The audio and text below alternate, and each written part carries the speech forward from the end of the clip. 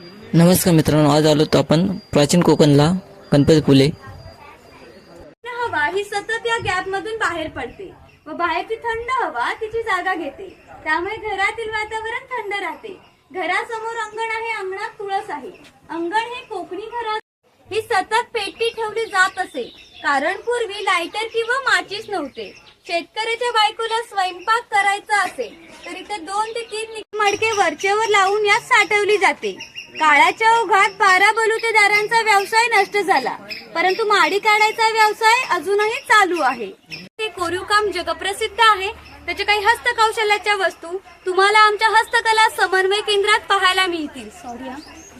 शेवयाचे लोखंडी यंत्र आहे, तो शेवयाचा लाकडी पाट आहे. हा टिफिन बॉक्स आहे, 2 बाजूला चमचा आहे, टिफिन बॉक्स लॉक आहे. ही पायली आहे, ही चहाची किटली आहे, हे काटवट आहे आणि घंगाळ आहे. ही दगडी उकळ आहे. पूर्वी यामध्ये भाताचे पोहे काढले जात असत. कासारचं घर आहे.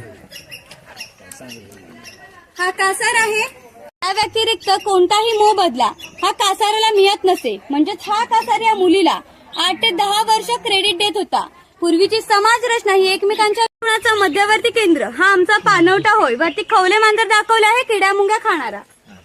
शंकरांचे पावित्र्य कमी होऊ लागले. हे शंकरांना मान्य होणे शक्य नव्हते, म्हणून त्यांनी गाव सोडून जाण्याचा निर्णय घेतला. मकर संक्रांतीच्या आदल्या गाई म्हशीची किंमत 8 ते 10 हजारापर्यंत असेल.